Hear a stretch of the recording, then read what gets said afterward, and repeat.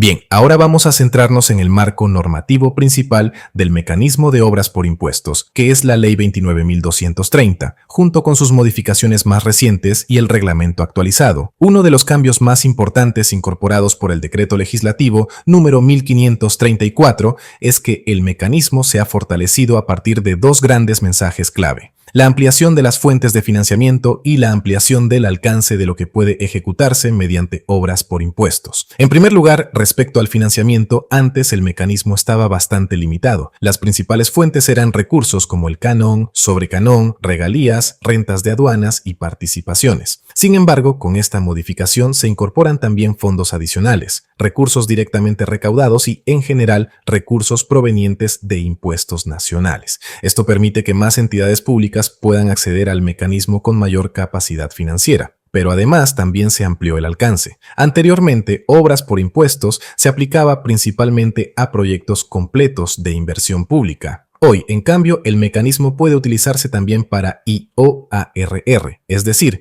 inversiones de optimización, ampliación marginal, reposición o rehabilitación. Incluso se incluyen IOARR de emergencia y actividades de operación y mantenimiento, lo cual otorga mucha más flexibilidad porque estas intervenciones pueden ejecutarse de manera independiente según la modalidad de la obra. Ahora bien, otro cambio relevante se dio con la Ley número 31.735, que introdujo precisiones importantes sobre los certificados, específicamente sobre las características y condiciones de emisión del CIPRL y el CIPGN. Antes, bajo la Ley 29.230 y el reglamento del Decreto Supremo 216-2022, los CIPRL eran utilizados por las empresas privadas de manera bastante específica, ya que solo podían aplicarse contra los pagos a cuenta y la regularización del impuesto a la renta de tercer categoría, hasta por el 50% del impuesto a la renta correspondiente al ejercicio fiscal del año anterior.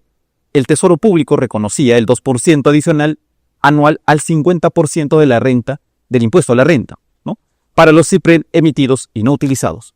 Ahora, se incrementa ese porcentaje de su aplicación hasta en un 80% del impuesto a la renta de tercera categoría. Los CIPREL podrán ser usados para el pago de la renta de cualquier otro tributo, deuda u otra obligación tributaria que sea de ingreso del Tesoro Público y que sea administrada por la SUNAT, ¿correcto? Se reconoce un valor equivalente a la tasa de inflación acumulada de los últimos 12 meses para los CIPREL emitidos y no empleados. En relación a las condiciones de los CIPREL, antes, a la culminación de la inversión, se requería de la conformidad de la recepción emitida por la entidad pública y de conformidad de calidad emitida por la entidad privada supervisora, ¿correcto? Total de sus respectivos avances. Estamos hablando de esta conformidad. También se hablaba del avance trimestral a la conformidad de recepción de la empresa pública y a la conformidad de la calidad de la empresa privada supervisora. Los avances son formulados y valorizados por el ejecutor con opinión favorable de la empresa privada supervisora. Actividades de operación y mantenimiento de acuerdo con lo que establezca el manual de operación y mantenimiento y el convenio de inversión. Correcto, eso era antes. Ahora, a la culminación de la inversión, solo se requiere la conformidad de recepción por parte de la entidad pública y la conformidad de la calidad por parte de la empresa privada supervisora. Al avance trimestral, se requiere contar con la opinión favorable de la empresa privada supervisora y la aprobación de las valorizaciones del avance trimestral por la entidad pública. A la recepción de la prestación efectuada por el componente equipamiento, solo se requiere la conformidad de recepción de la prestación por la entidad pública.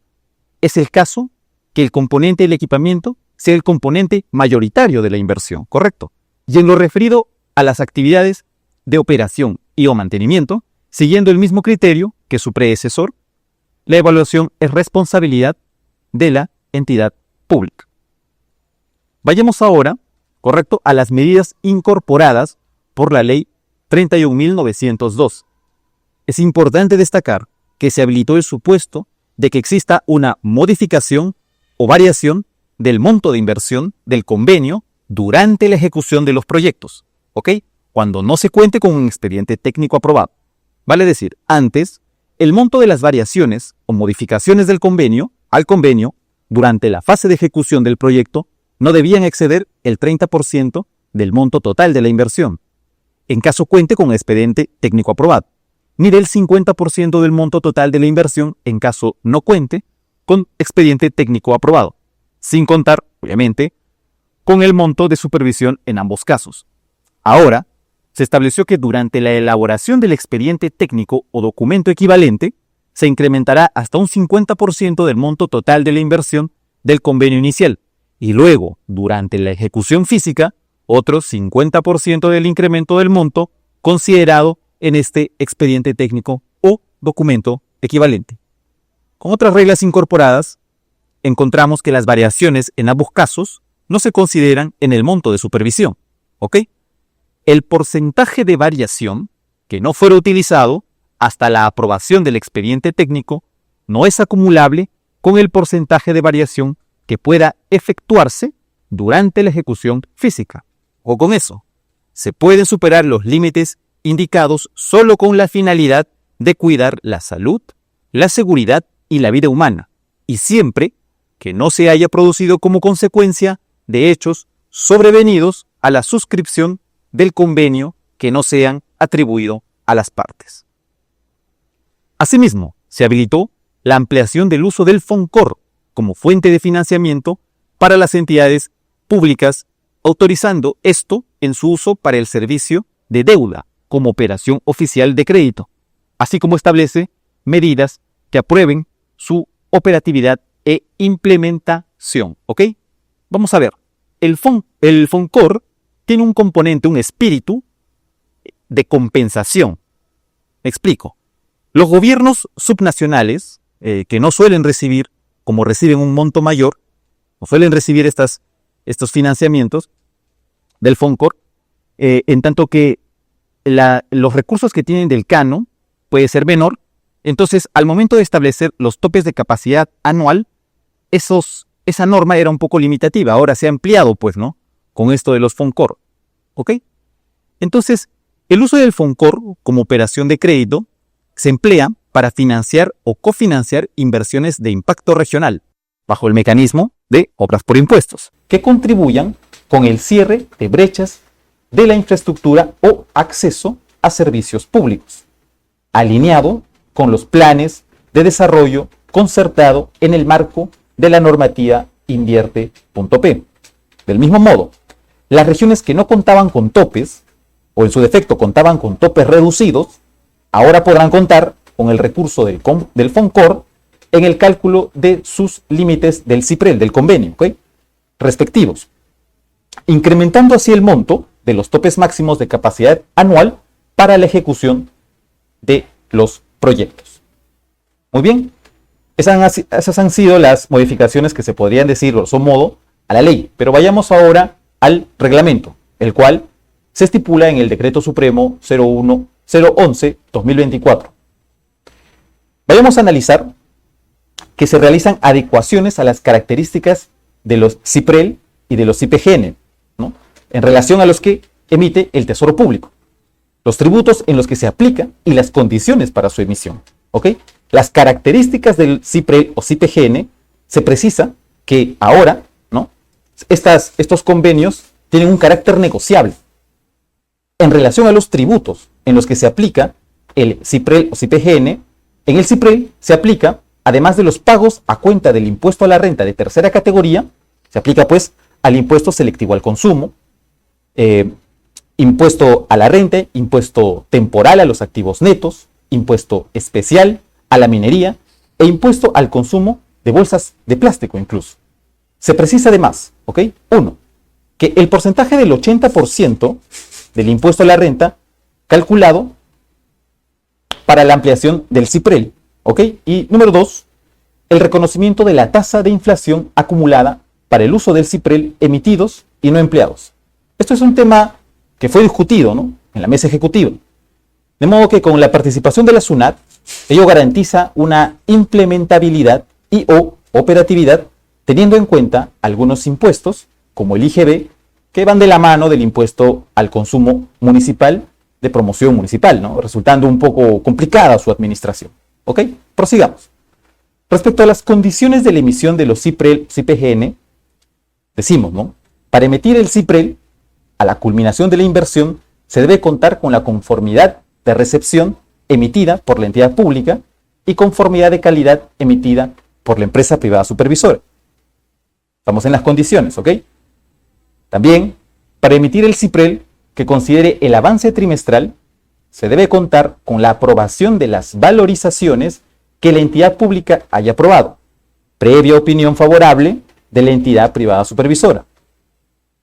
Para actividades de operación y mantenimiento, se debe realizar la entrega de los CIPREL de acuerdo con lo que se establezca en el manual de operaciones y o mantenimiento y el convenio de inversión, ¿no? Y por último, en los casos en los que el equipamiento sea el componente mayoritario de la intervención, será suficiente que la entidad pública haya emitido la conformidad de recepción de la prestación ejecutada. Prosiguiendo, ¿no?, con las medidas implementadas en este Decreto Supremo 011-2024, se realizan incorporaciones a las materias a ser financiadas mediante el mecanismo de obras por impuestos. Asimismo, disposiciones relativas a la priorización de proyectos de educación superior y a la priorización de proyectos de especial interés social. En lo que respecta al financiamiento de inversiones, ¿no?, se incorporan las materias de defensa y seguridad nacional, planeamiento, gestión y reserva de contingencia para el desarrollo de proyectos de obras por impuestos a cargo de las entidades del gobierno nacional. Otra modificación: priorización de proyectos de institutos y escuelas de educación superior pública. Se establece que los institutos y escuelas de educación superior públicas, a través del Ministerio de Educación, el organismo de gestión competente o la Dirección Regional de Educación, según corresponda, remitan a Proinversión una lista priorizada con los proyectos de inversión pública e inversiones de optimización, de ampliación marginal, de reposición y de rehabilitación, lo que hablábamos de las IOARs. En lo referente a los proyectos de inversión prioritarios, se incorpora la disposición que ordena priorizar proyectos que tengan por objeto la reducción de la anemia y la desnutrición infantil, así como la ejecución de actividades de construcción de viviendas rurales en zonas de friaje extremo y heladas declaradas por el gobierno. En la sesión pasada hablábamos, pues, ¿no?, de esta identificación de prioridades de acuerdo a los gobiernos y respecto a un problema nacional en determinadas zonas en específico, ¿no?, como es el tema, pues, de la desnutrición infantil, la anemia o problemas de la infraestructura donde vaya a vivir la gente, que es un problema recurrente. Prosigamos con las medidas implementadas por este decreto, ¿no?, 011-2024. Se realizan incorporaciones al uso del FONCOR, lo que hablábamos, a la priorización de proyectos de institutos y escuelas superiores públicas y respecto a los topes máximos de capacidad anual. En el uso del FONCOR, se precisan las reglas a fin de: 1. Disponer el uso de los recursos del FONCOR como fuente de financiamiento para los gobiernos regionales. Y número 2, autorizar para el servicio de deuda, ¿no?, como una operación oficial de crédito. Respecto de las fuentes de financiamiento, se ha flexibilizado el empleo de otras fuentes de financiamiento para entidades que no cuenten con los topes máximos de capacidad o tengan topes reducidos, mediante la excepción a la regla escalonada, ¿no? No se tiene que seguir una prelación, sino dependiendo de ello, se flexibiliza el empleo de estas fuentes, canon sobre canon, fuentes de recaudamiento, lo que hemos estado viendo. Respecto a los topes máximos de capacidad anual, se precisa que la publicación de los topes se hace a más tardar el 30 de junio de cada año. Para su elaboración, la revisión del límite del CIPREL se remite también a la Dirección General de Política Macroeconómica y Descentralización Fiscal del Ministerio de Economía y Finanzas. Prosiguiendo, en la actualización de los topes máximos de la capacidad anual, se establece que el Poder Ejecutivo aprueba las actualizaciones de los topes máximos de capacidad anual para la emisión de los CIPREL, aprobados mediante Decreto Supremo número 138/2023. Habilita el empleo del FONCOR en el cálculo del límite del CIPREL de los gobiernos regionales. Seguimos, ¿no?, en relación al Decreto Supremo, ok. se precisa el ámbito de las actividades de supervisión. También se implementa la creación del registro de supervisores y las condiciones para la especialización y certificación de profesionales. Asimismo, lo correspondiente a la responsabilidad de la empresa privada en componente de mobiliarios y equipamiento. O sea, hablamos de supervisión del proyecto, ¿no? Se precisa en la definición que el contrato de supervisión se celebra para las actividades de mantenimiento y operación, además de las inversiones. En lo relativo al registro de supervisores, se incorporan los requisitos para la inscripción, renovación de inscripción, modificación y actualización del registro de entidades privadas, supervisoras y supervisores, para obras por impuestos. En relación a la especialización y certificación de profesionales, ¿ok? Se incorporan acciones para la estrategia, para el plazo, para las condiciones, los requisitos y procedimiento para certificación gradual de servidores regionales y locales en obras por impuestos. En relación a la responsabilidad de la empresa privada, ¿no? Se establece que en el plazo de 2 años de responsabilidad de la empresa privada, este es el plazo, ¿no? De 2 años, por la garantía del mobiliario y equipamiento, para el caso de los componentes de mobiliario y equipamiento, o proyectos en su integridad que corresponda a la adquisición y entregas, precisamente, del mobiliario y o equipamiento.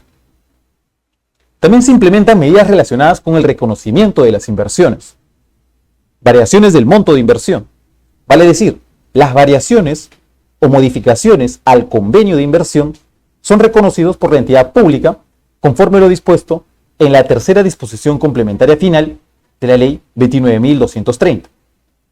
Iniciativas privadas, un punto bastante importante, ¿no?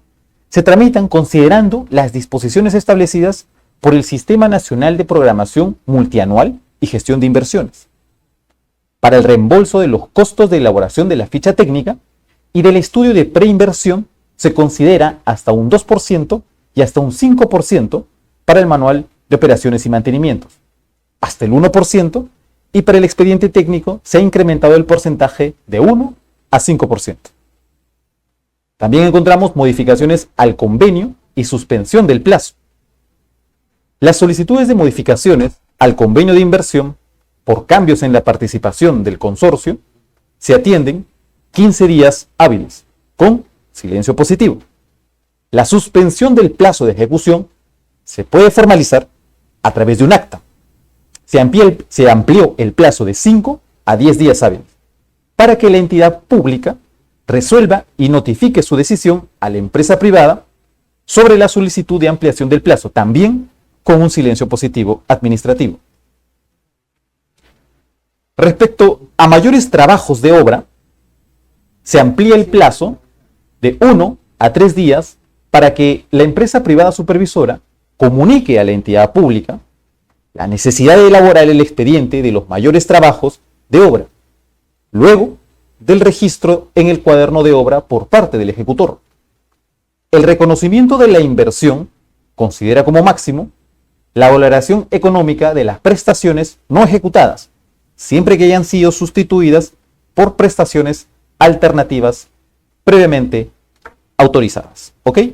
Como comentario, señores, desde la creación del mecanismo de obras por impuestos, ¿no?, se ha acumulado inversiones en un periodo de tiempo del 2009 al 2023, más allá de los 7.558 millones de soles. Desde la creación de este mecanismo de obras por impuestos se han adjudicado, estamos hablando de un rango del 2009 al 2023, alrededor de 522 proyectos. 540 millones en monto de inversión, 24 inversiones en el 2024, más de 200 millones de beneficiados. Esos son los números que se manejan. En una proporción estadística estaríamos diciendo que los gobiernos locales tienen un 39%, regionales un 31%, nacional 28% y universidades públicas un 2%.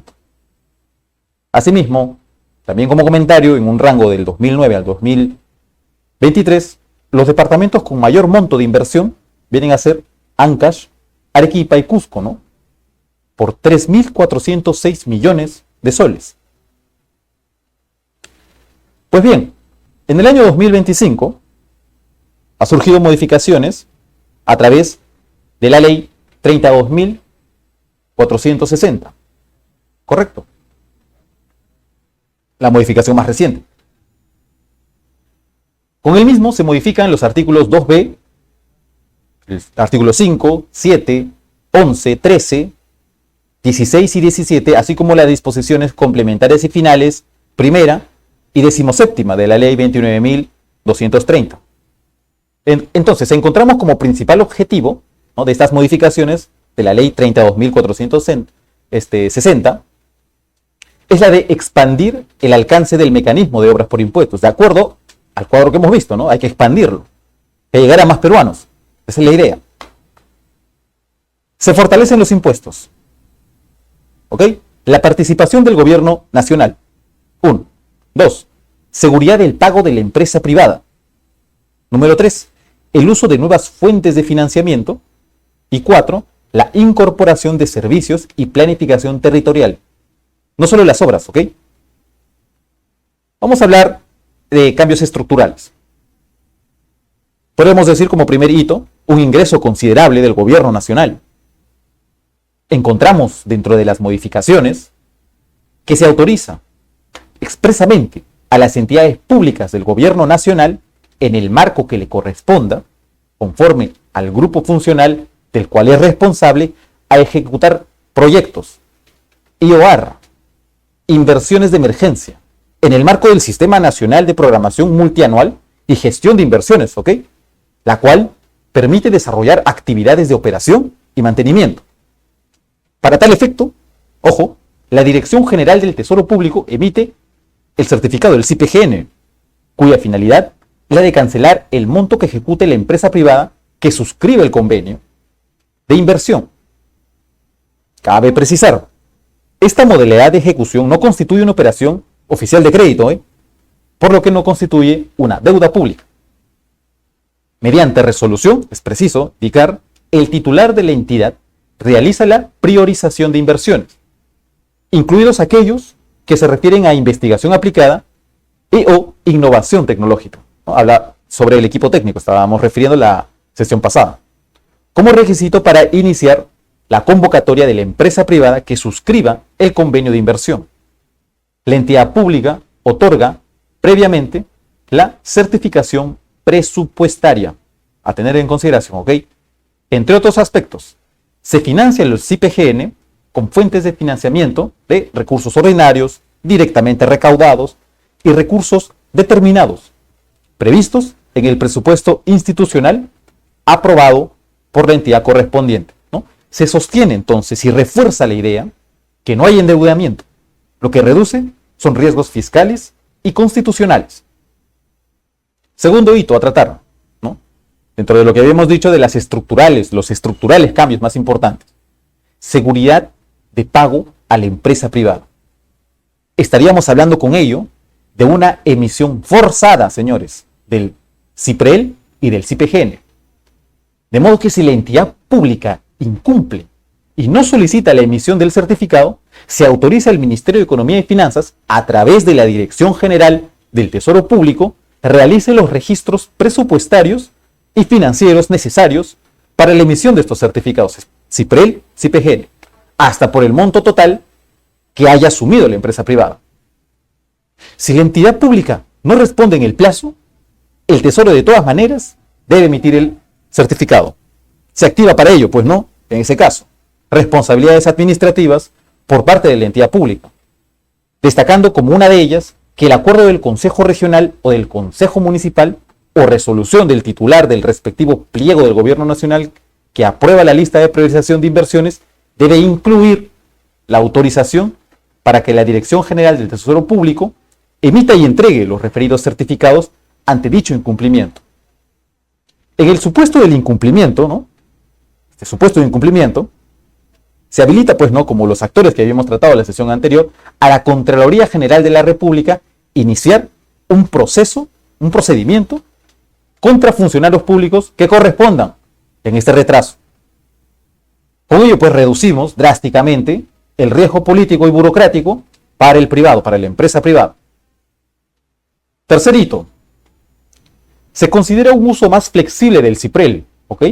Encontrando que la empresa privada puede usar el CIPREL, como habíamos dicho, hasta por el 80% de varias obligaciones tributarias. Se incluye, ¿no?, impuesto a la renta, varios regímenes, impuesto general de ventas, impuesto selectivo al consumo, impuesto especial a la minería.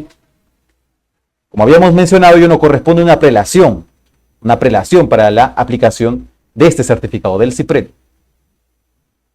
Cuarto hito, sobre las nuevas fuentes y reglas de financiamiento. Se amplía y ordena las fuentes para financiar el CIPREL y CIPGN, ¿no? Habíamos hablado del canon, sobrecanon, regalías, renta de aduanas. Tenemos también los recursos ordinarios, ya previstos en el presupuesto, donaciones y transferencias, siempre que su finalidad sea para la ejecución e inversiones mediante el mecanismo de obras por impuestos. Donaciones y transferencias, señores. Presupuesto institucional de las universidades públicas. ¿Ok? Las dos novedades, las dos últimas. Quinto hito. El rol de proinversión y de la Contraloría. En lo que respecta a proinversión, este brinda, como ente, una asistencia técnica a las entidades públicas del gobierno nacional o de los gobiernos regionales en el proceso de selección de la empresa privada. Eso lo desarrollaremos en el fases del mecanismo, ¿correcto? Pero del mismo modo se encarga conjuntamente con el MEF a realizar convenios con las entidades públicas del gobierno nacional, locales, regionales y las universidades públicas, para que de manera gradual los funcionarios, locadores y empleados públicos de dichas entidades que se encarguen de la priorización, selección y ejecución de obras por impuestos sean capacitados, especializados y cuenten con la certificación que corresponde, señor, porque estamos hablando de trabajos en beneficio de la sociedad, de acuerdo a la priorización. Por último, encontramos que se asumirán funciones de seguimiento en todas las fases del mecanismo de obras por impuestos, coordinando con los órganos de línea y apoyo del Ministerio de Economía y Finanzas. Eso es en relación a proinversión.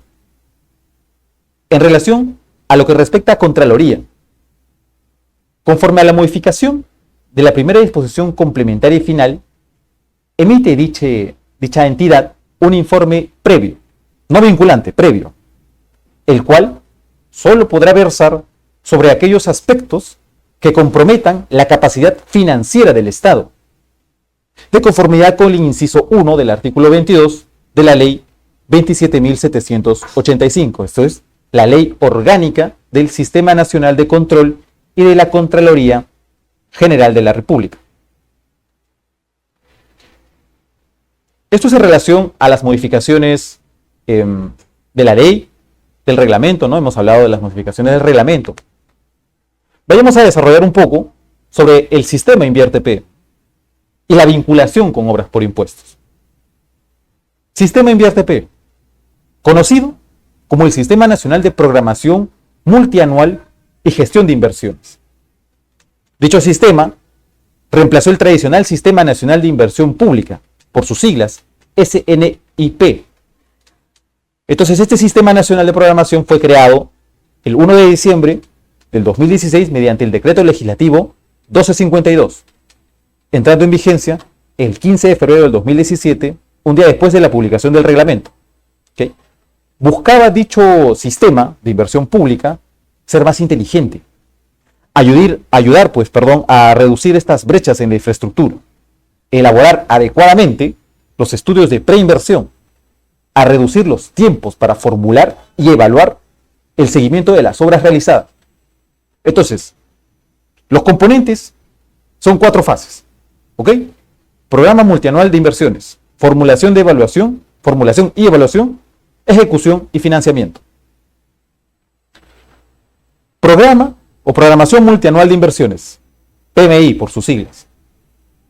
Dentro de esta programación es importante, 1, definir los indicadores de brechas, sobre la base de un diagnóstico, claro está.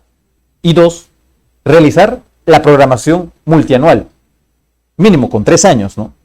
En base a brechas estándares de servicio y niveles de producción correspondiente a la realidad de la jurisdicción sobre la cual se esté hablando.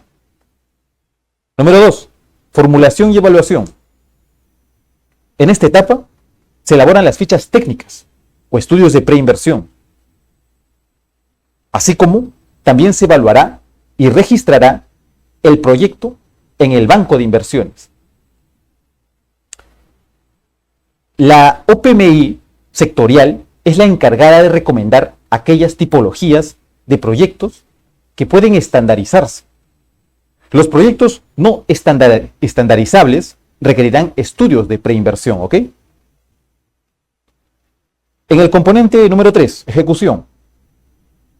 La unidad ejecutora de inversiones, por sus siglas UEI, elaborará la ficha técnica en función de la concepción técnica y dimensionamiento del estudio de preinversión. El principal cambio implementado en esta etapa es que el seguimiento de la ejecución se realiza a través de un sistema de seguimiento de inversiones, herramientas que asocia el banco de inversiones con el SIAP, con el Sistema Integrado de Administración Financiera. Cuarta fase, ¿no?, del componente. Funcionamiento. El nuevo cambio en esta fase es la creación de reportes anuales de activos.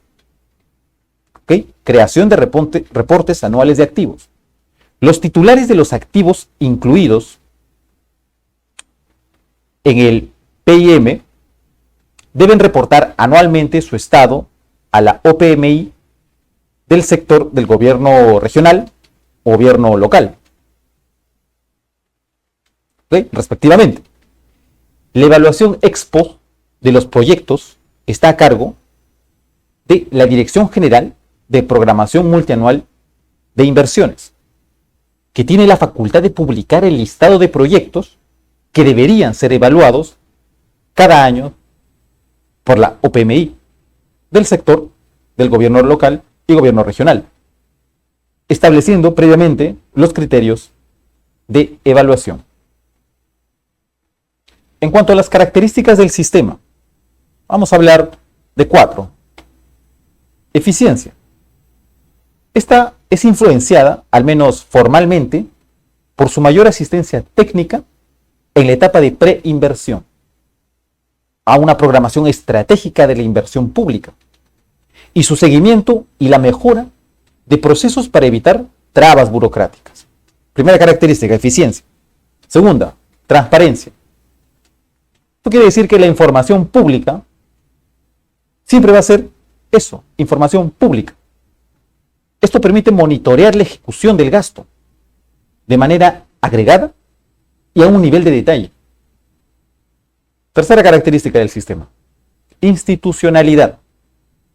Se cuenta con un marco normativo para la inversión pública, un órgano rector, así como órganos específicos al interior de las entidades públicas para que sirva este efecto de una estructuración institucional. Órgano rector y órganos específicos de acuerdo a la inversión, de acuerdo al proyecto. Tercera característica, tecnicismo. Se cuenta con directivas y guías metodológicas que reducen la discrecionalidad en la formulación y evaluación, ¿ok?, sobre todo en la etapa de preinversión, definiendo contenidos mínimos, parámetros y normas técnicas. Parámetros de evaluación, preciso indicar, pautas para verificación de la viabilidad, entre otros documentos normativos que doten de este tecnicismo. ¿Ok? Características del sistema: eficiencia, transparencia, institucionalidad y tecnicismo. Un proyecto de inversión pública, una vez que ha sido formulado y que ya tiene una viabilidad, estaría expedito para la siguiente fase. ¿Qué consiste? Financiarlo. Para ello, nos introduciremos a 2 sistemas administrativos. Uno, presupuesto público, donde podremos determinar si es que existen recursos disponibles por la fuente de financiamiento, recursos ordinarios, impuestos, el FUNCOR, etcétera, etcétera. Y 2, un endeudamiento, sea externo o interno, dependiendo de los costos del proyecto. Ahora hablaremos de las limitaciones, alcances y obligaciones de los actores, responsabilidades administrativas y fiscales. En el desarrollo de la ley, el reglamento mismo, el desarrollo de la ley, del reglamento mismo, así como el desglose de las modificaciones normativas, encontramos y hemos encontrado muchas referencias con una simple lectura a las obligaciones y alcance de los intervinientes de las obras por impuestos, de los actores que habíamos detallado en la sesión pasada. Estamos hablando de la entidad pública, la empresa privada supervisora, la Dirección General de Política y Promoción de la Inversión Pública del Ministerio de Economía y Finanzas, Proinversión, así como la Contraloría General de la República. Sin perjuicio de ello, y en aras de complementar lo referido, encontramos en el reglamento, dentro de las definiciones, ¿ok? Contrato de supervisión. El contrato de supervisión es aquel documento celebrado entre la empresa privada supervisora y la entidad pública para la supervisión de las inversiones, que regula sus derechos, obligaciones y responsabilidades. Dentro de lo que se entiende por el contrato de inversión, ¿no?, es el acuerdo entre la empresa privada y la entidad pública para la ejecución de inversiones y o actividades de operación, actividades de mantenimiento también, que regulan sus derechos, obligaciones, responsabilidades en el marco del mecanismo de las obras por impuestos. En lo que se refiere al ejecutor como definición, ¿no?, esta es una persona jurídica que elabora un expediente técnico. El ejecutor deberá celebrar los contratos correspondientes para la ejecución de las obligaciones con la empresa privada, asumiendo responsabilidad solidaria junto con la empresa privada en la ejecución de las inversiones que comprenda el convenio de inversión. Estamos analizando el reglamento, ¿ok? En lo referido al contenido de las bases, artículo 36. Cuando las inversiones o las actividades de operación y o mantenimiento involucren la participación de uno o más ejecutores para el cumplimiento de las obligaciones establecidas en el convenio, distintas de la empresa privada, es suficiente que dichas empresas se encuentren con inscripción vigente en el Registro Nacional de Proveedores de la OCSE. En cuanto a la responsabilidad de la empresa privada, pasemos a ello. La empresa privada es responsable de ejecutar correctamente la totalidad de las obligaciones derivadas de la ejecución del convenio de inversión. Para ello debe realizar todas las acciones que estén a su alcance, empleando obviamente la debida diligencia y apoyando el buen desarrollo del convenio de inversión para conseguir los objetivos públicos previstos. Ello quiere decir que la empresa privada que celebre el convenio de inversión debe ejecutar sus obligaciones con el ejecutor propuesto. La empresa privada es responsable, señores, del diseño, de la calidad y de la ejecución de las inversiones. Asimismo, la empresa privada, por los vicios ocultos, por un plazo que no puede ser inferior a los 7 años, contados a partir de la conformidad de la recepción. Del mismo modo, es responsable la empresa privada en la elaboración del expediente técnico para proyectos, documento equivalente en el caso de las IOR o IOR de emergencias, y el manual de operación y o mantenimiento, ¿no?, para las actividades de operación y o mantenimiento, cuando así se haya establecido en el convenio de inversión. En cuanto a la responsabilidad por incumplimiento, pero ahora de la entidad pública, corresponde a la entidad pública, al titular de la entidad pública, hacer cumplir las funciones designadas en el convenio de inversión. Las obligaciones señaladas en la presente norma, estamos hablando del reglamento, son bajo su responsabilidad.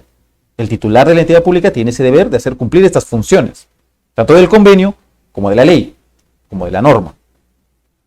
El incumplimiento injustificado de los deberes de función que están establecidos en el texto único ordenado de la ley 29.230 y el reglamento que hemos hecho mención, o que hacemos mención, da lugar, señores, al inicio del procedimiento sancionador o disciplinario contra el funcionario responsable por la falta cometida, independientemente al régimen laboral al que pertenezca.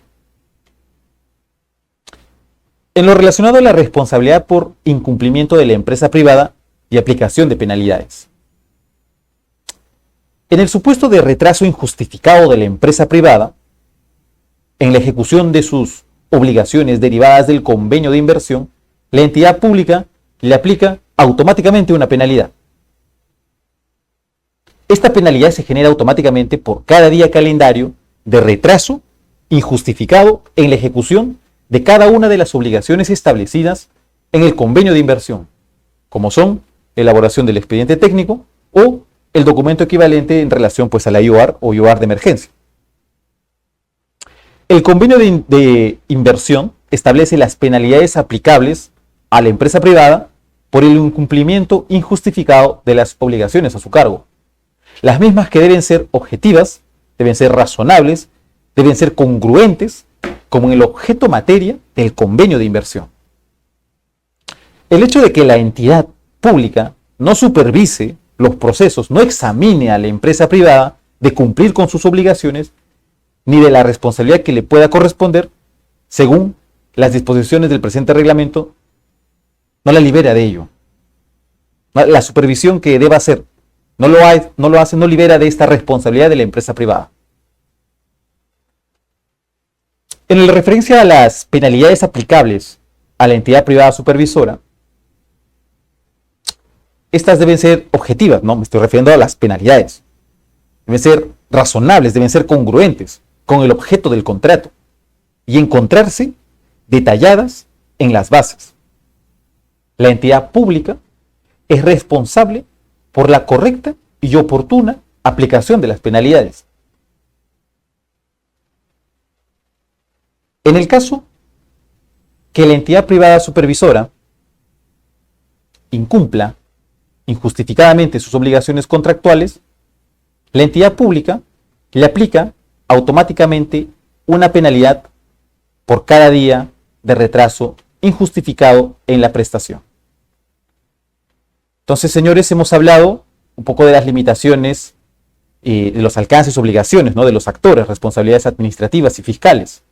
Hemos hecho un desglose de aquellas responsabilidades que podemos encontrar en las definiciones, como en las algunas específicas que podemos encontrar en el reglamento, ¿no?, el convenio de las bases, en la responsabilidad de la empresa privada. Hemos desarrollado también lo que es, pues, el sistema InvierteP, correcto. Hemos analizado, pues, que esta suprime, reemplaza el tradicional Sistema Nacional de Inversión Pública. Hemos hablado de sus 4 componentes, ¿no? Se compone de 4 fases: programación multianual de inversiones, formulación de evaluación, ejecución, funcionamiento. Era preciso, señores, hacer este análisis respecto de las modificaciones a las que ha sufrido la ley a lo largo del tiempo desde su creación, pero era importante destacar, como lo había mencionado en la sesión pasada, que estas modificaciones no debilitan la norma, ni la confianza en las obras por impuestos, sino reafirman esta intención, esta proactividad de la empresa privada, del sector privado, en proponer y aplicar, hacer uso de las obras por impuestos, ¿no? La intervención de la Contraloría también es importante en el marco, pues, de que estamos tratando un convenio entre una entidad pública y una entidad privada. La transparencia de los proyectos de inversión, la priorización de lo mismo, se ha especificado, pues, ¿no? Se ha fortalecido, ¿no?, con estas modificaciones introducidas en la ley 32.460. Pues bien, habiendo hecho este análisis respecto de esta segunda sesión, hemos suplido en la manera más compacta posible aquellas modificaciones al régimen jurídico ¿no? También hablando de las responsabilidades.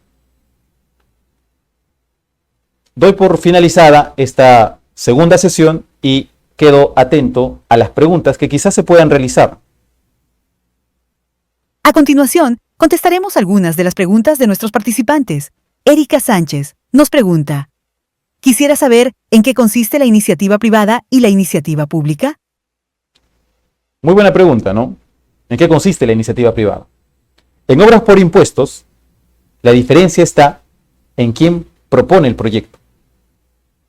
La iniciativa pública ocurre cuando la entidad del Estado, o sea, municipalidad, gobierno regional o ministerio, identifica una necesidad. Iniciativa pública, identifica una necesidad, prioriza un proyecto y convoca a una empresa privada para que lo ejecute bajo este mecanismo de obras por impuestos. Y también tenemos la iniciativa privada, eso lo desarrollaremos más adelante. Pero la iniciativa privada sucede cuando precisamente la empresa privada es la que presenta una propuesta de inversión a la entidad pública. Plantea ejecutar un proyecto que contribuya al cierre de brechas. Esta iniciativa privada es la consecuencia, pues, ¿no?, de una expresión más de estas modificaciones a las leyes y al reglamento. Es la activa participación. En ambos casos, el proyecto debe ser alineado por InvierTP. Debe cumplir los requisitos técnicos y seguir el procedimiento establecido en la ley y en el reglamento. ¿Correcto? Siguiente pregunta. María Bueno nos dice: profesor, ¿cuál diría que ha sido el cambio más importante con las últimas modificaciones de la Ley 29.230? Bueno, es una muy buena pregunta, ¿no?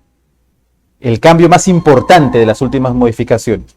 Uno de los cambios más relevantes, como lo hemos desarrollado, es que el mecanismo no se ha ampliado, o sea, el mecanismo se ha ampliado tanto en fuentes de financiamiento como en su alcance, como lo había mencionado. Antes estaba más limitado a los recursos del canon, del sobrecanon, regalías y a proyectos completos. Hoy se incluyen nuevas fuentes y también se permite financiar las IOR. Emergencias, las IOR de emergencias también, e incluso actividades de operación y mantenimiento.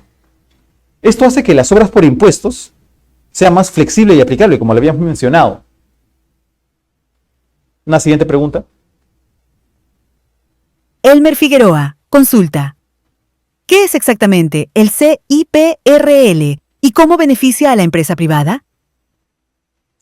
Claro. Es importante que quede perfectamente internalizado el CIPREL, como se le conoce, pero es el convenio de inversión pública del gobierno regional y local. Es el certificado mediante el cual el Estado le reconoce, pues, la inversión realizada por la empresa privada. Es decir, ¿no? O sea, la empresa ejecuta una obra y luego recupera esa inversión aplicando o haciendo uso del certificado contra sus obligaciones tributarias, que ya habíamos analizado. No es únicamente de tercera categoría, pueden ser otro tipo de impuestos que sean administrados por la SUNAT. ¿No? Con las reformas que hemos hecho mención, este certificado puede utilizarse hasta en un 80% del impuesto a la renta y no hay una prelación en relación a los tributos que administra la SUNAT. Eso incrementa considerablemente su impacto y su atractivo para las empresas privadas, ¿no?, para que se invierta en estos proyectos de interés social. ¿Otra pregunta quizá? Alicia Ugarte nos comenta: ¿qué rol cumple Proinversión en todo este proceso? Bien. El rol que cumple Proinversión, ¿no?, es clave de la asistencia técnica y de la articulación. Vayamos por esa bifunción: Proinversión, asistencia técnica y articulación. Apoya a las entidades públicas en el proceso de selección de la empresa privada, ¿ok? Ojo con eso. Y también impulsa la capacitación y certificación de funcionarios involucrados, como lo habíamos mencionado. Además, participa en el seguimiento de las fases del mecanismo. Ayuda a que el proceso sea más ordenado y más transparente. Cabe precisar, Proinversión es el que, como he mencionado, ¿no? Reemplaza este Sistema Nacional de Inversión Pública. Ha sido creado en el 2016, ojo, pero entró en vigencia en el 2017. Ya, como estudiosos del derecho, entenderemos, pues, ¿no?, sobre este tema de la vacatio legis, hasta el momento en el que entra en vigencia. Así que en ese periodo de tiempo, pues, ha seguido vigente el Sistema Nacional de Inversión Pública para aquellos aspectos. Tenemos una última pregunta, tal vez. Como última duda, Carlos Villar. ¿Qué supervisión existe para garantizar transparencia? Ok. El mecanismo incorpora una supervisión privada, especializada a través de la entidad privada supervisora. Por eso se suscribe un contrato con la entidad supervisora. Además de esa supervisión, entra pues a tallar la Contraloría, que, como habíamos dicho, emite informes previos, no son vinculantes, son previos, en aspectos financieros relevantes. Se crea también el registro de supervisores y las condiciones para certificar y reforzar el control técnico de aquellos operadores que pues conformen estos equipos técnicos en la elaboración de un proyecto de inversión. Que ello refuerce una transparencia del equipo humano capaz para poder llevar a cabo una inversión. Bien, señores, creo que no hay más preguntas en el ámbito, en el entendido que hemos desarrollado estos tópicos referente a las reformas normativas. Espero de todo corazón que ello pueda sumarle más a sus conocimientos por obras por impuestos, y en la siguiente sesión estaremos hablando pues ya de las fases de priorización, ¿no?, como las fases de mecanismo, fase de priorización y actos previos. Muy bien, señores, para mí ha sido un gusto haber compartido una sesión más con ustedes. Espero se encuentren muy bien y que Dios los guarde. Nos encontramos en una siguiente oportunidad. Muchas gracias.